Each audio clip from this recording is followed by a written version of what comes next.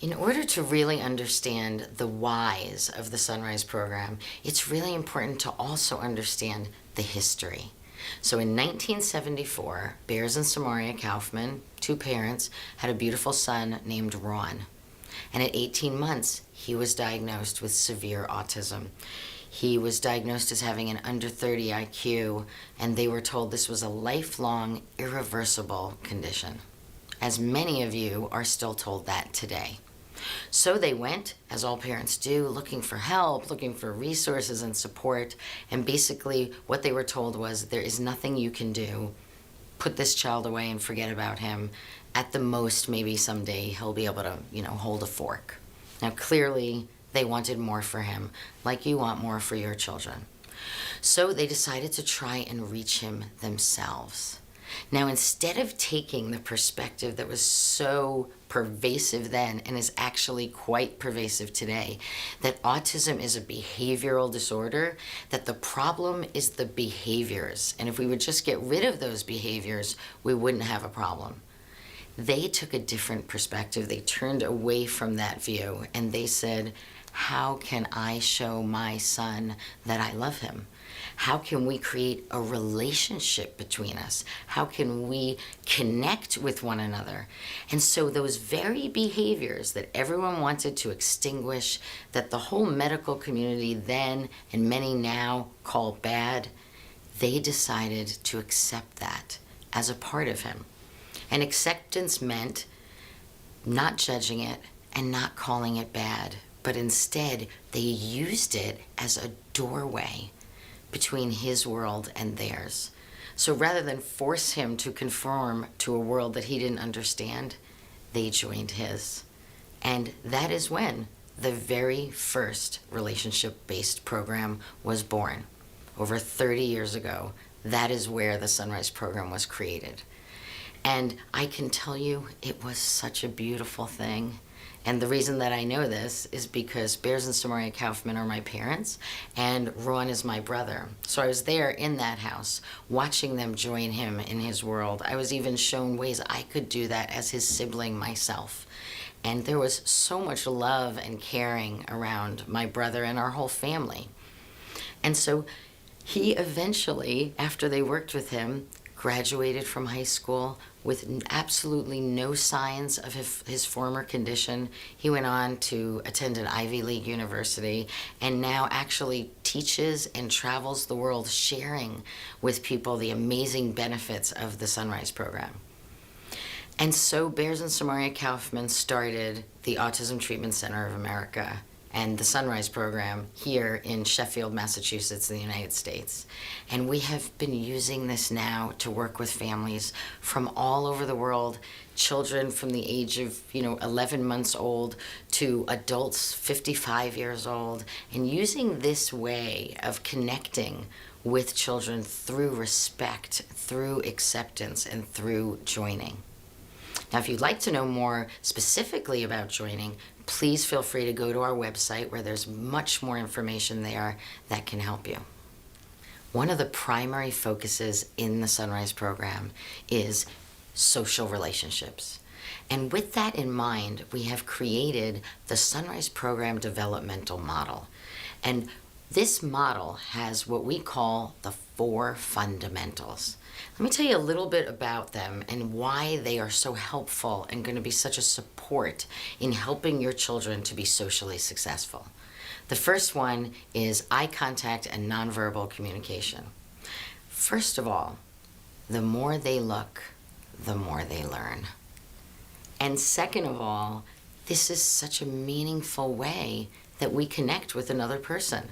There's an intimacy, there's a way that we create friendship when we're really looking at one another.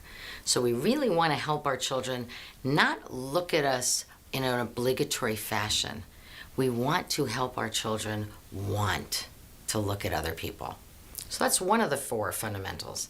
The second is verbal communication. Now clearly, we want our children to be able to express themselves in words so that we can understand the things that they want, so that we can be more helpful to them, and also so they can be successful on the playground or when they go on a date. right? But in the Sunrise program, we're not just focusing on the memorization and the repeating of words. We're focusing on verbal communication as a way to connect with other people. Verbal communication as a way to communicate. So it's using language with others versus just repeating memorized words. That's verbal communication. Thirdly is interactive attention span. Now, when we say interactive attention span, we're talking about our child or an adult's ability to interact with another person for an extended period. Now, many children and adults with autism, we could say, have really healthy attention spans because they can line up objects for 4.5 hours, or they can repeat the train schedule for 7 hours. We're talking about not just an attention span, an interactive attention span, the amount of time they spend in communication with another person. And this is a skill that's going to be so important with their peers, in school, being able to learn from the teacher. If I can't interact with the teacher and take in her information, how am I going to learn? It's going to be really important in getting a job, in being successful in my community. So interactive attention spans, very big priority for us. And the fourth fundamental is flexibility. Now, our children and adults with autism can be somewhat inflexible at times, in case you haven't noticed. So they may have a set way they want things done, set clothing they want to wear, a set route they want you to take home from school. They may have a social rigidity, right? A challenge in allowing things to go other people's way. And so the Sunrise program is one of the only programs that really focuses on helping children and adults with autism to enhance their ability to be flexible. Because if you're flexible, you can interact with your peers. If you're flexible, you can participate in your community. So these four fundamentals are really, really important parts of helping our children grow and change and reach all of their full potential.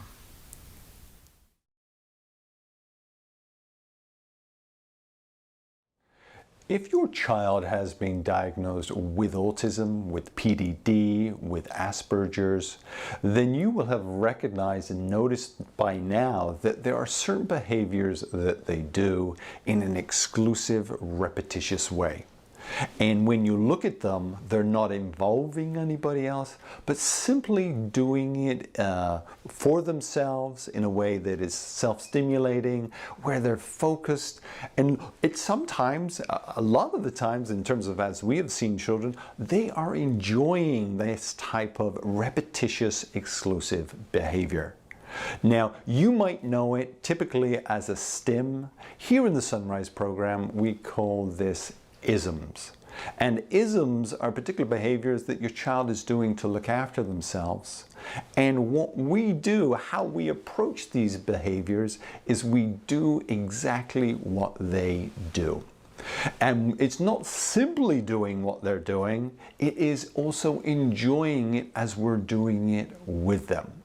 So let's say your child has a physical ism, where they are just running backwards and forwards from side to side, from one end of the room to the next end of the room.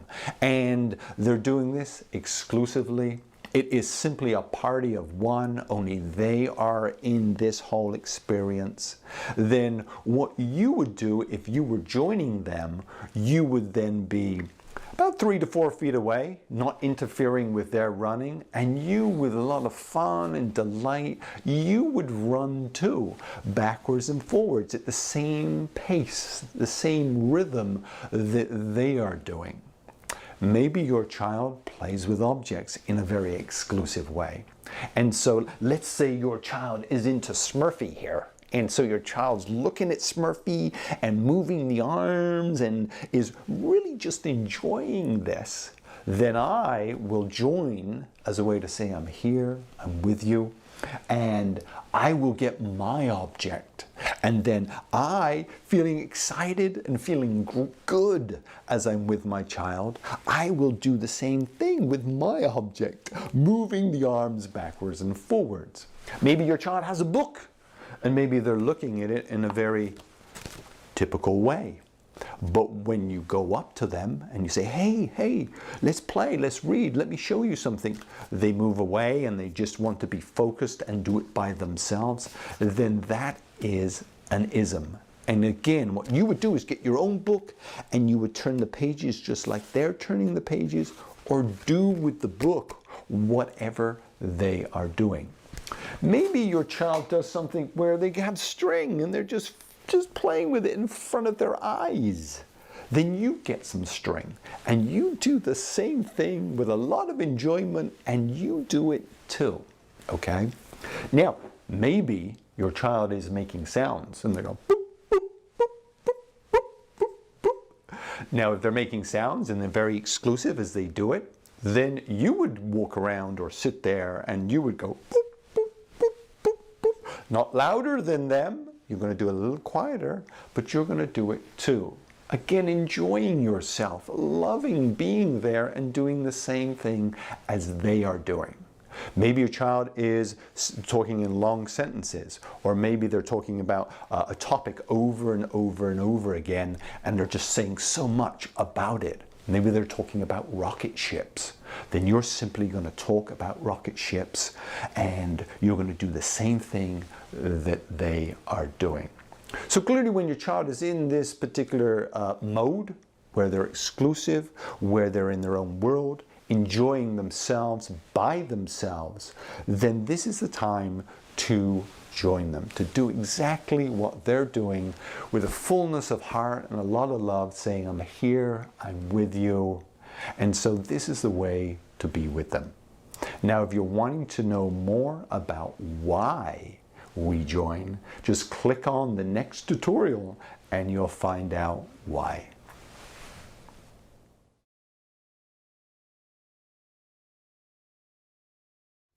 This tutorial is about why do we join in with our children's repetitious behavior. Now, we in the Sunrise program have joined children for over 30 years. The Sunrise program pioneered this very particular unique technique. And there is much thought and reason as to why we join in with our children's repetitious behavior. For this micro tutorial, I'm just going to share with you 2 reasons. The first and the most important reason is we want to express to our children that we love them, that we accept them, that we enjoy everything about them, not just when they look at us and they play with us, but also when they choose to play by themselves. And the actual act of joining in with your children and doing what they're doing is we're clearly demonstrating to them in a language that they can understand that we love them and we accept them. And love and acceptance is so important when we're fostering learning and growth for our children. Secondly, and also very importantly, is that as we join in with our children, we create commonality with our children. So maybe your child loves to dangle pieces of string and look at them. Maybe they love to line up numbers across the floor. Maybe they like to run backwards and forwards and backwards and forwards and tap different parts of the wall. Maybe they like to look out of the corner of their eye at the light and just move their eye a little bit backwards and forwards. This is their activity. And when they look around in the world, nobody else is doing that. So they're very much doing this by themselves. But if we actually actively join in with them, we are saying to them, hey, I like what you like to do. I want to be your friend. It doesn't matter what game you're playing. I don't mind which one it is. I just want to be your friend and do what you're doing. And sometimes, and I've joined children who have never been joined before. And sometimes, like maybe 3 or 4 minutes into them, I find them staring at me in amazement, right? They might go, as if like, wow, I can't believe that somebody else is doing what I'm doing. And so when we join in with our children, we become more relatable to them. And we have worked with thousands upon thousands of children, and we always see that when we join in with our children, they look at us more, they talk to us more, and they connect to us more. So I encourage you to go have fun joining in with your children's repetitious behaviors.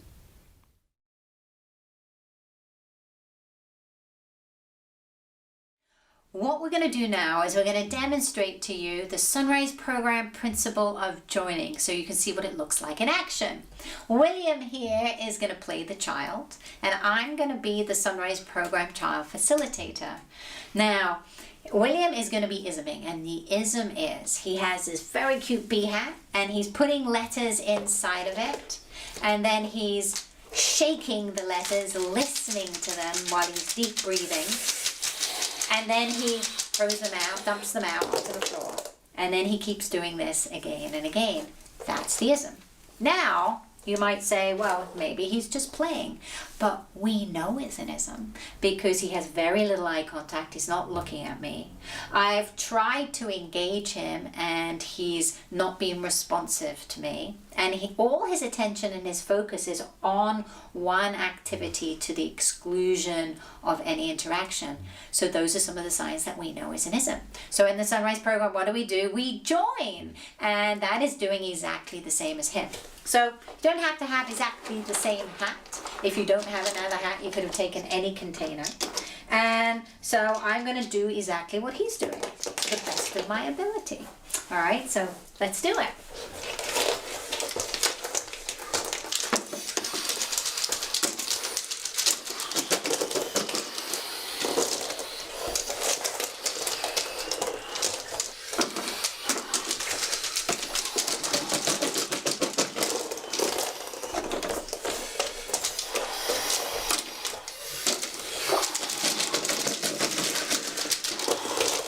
Okay, so a couple of things to notice as I'm doing it. Well, first of all, I'm at least 3 feet away from him.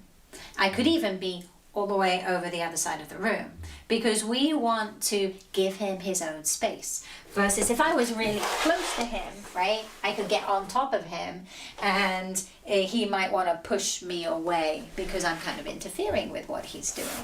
But at the same time, of course, we want to be in front of him, maybe even a little lower. We could scootle down a little lower so it's easy if he wants to look at me.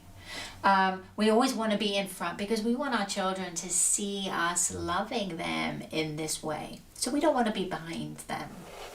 Also, what you'll notice is I wasn't looking at him while I was doing this. Because if I'm staring at him, I'm not really partaking in the sounds and the feel and the visual stimulation of this ism.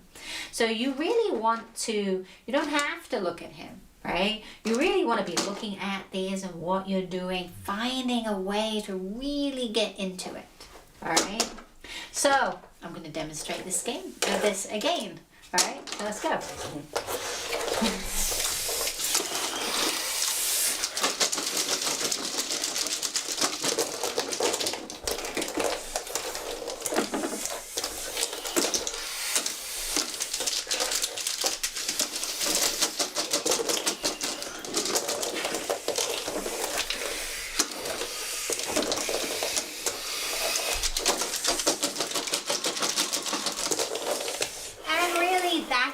It's great fun, it's wonderfully easy, and you do it for as long as your child does it. So if your child does it for 20 seconds, you do it for 20 seconds. If your child does it for 20 minutes, you do it for 20 minutes.